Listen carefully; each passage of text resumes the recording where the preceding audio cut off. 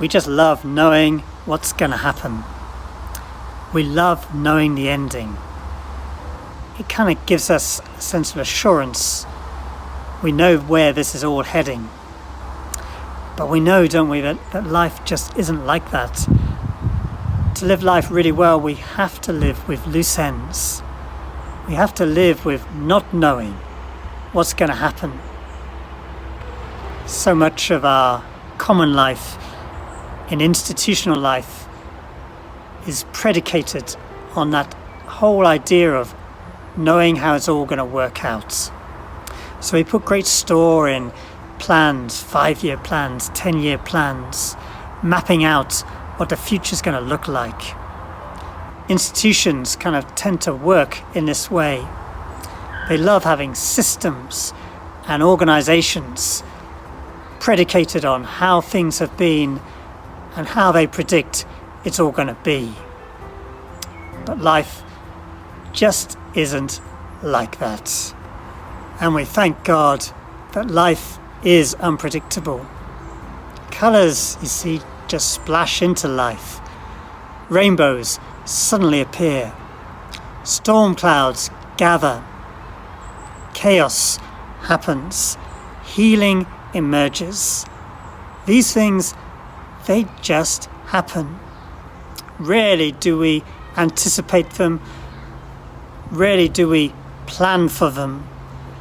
And so life is just made up of lots and lots of unpredictabilities. There is a pattern which underlines and runs through the whole of life. There's a birthing, a dying, and then a rebirthing, a death, a resurrection, which is demonstrated in Jesus. It's a pattern, it's a way which runs through the whole of life in all the galaxies, from the minuscule to the big, big picture. But also within this, there are stories which take us by surprise, stories which we haven't anticipated.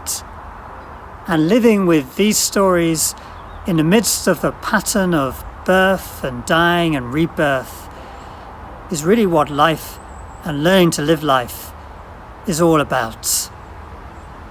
It's why we give so much attention to the story of Jesus, week in, week out. Came across a lovely poem by Patrick Otuama the other day, which encapsulates this living with a story which has no end, living with the eternal gift of God right before us. And his poem ends in this way: God is the plot, we are the writers, the story of winners, the story of fighters, the story of love, and the story of rupture, the story of stories, the story without structure.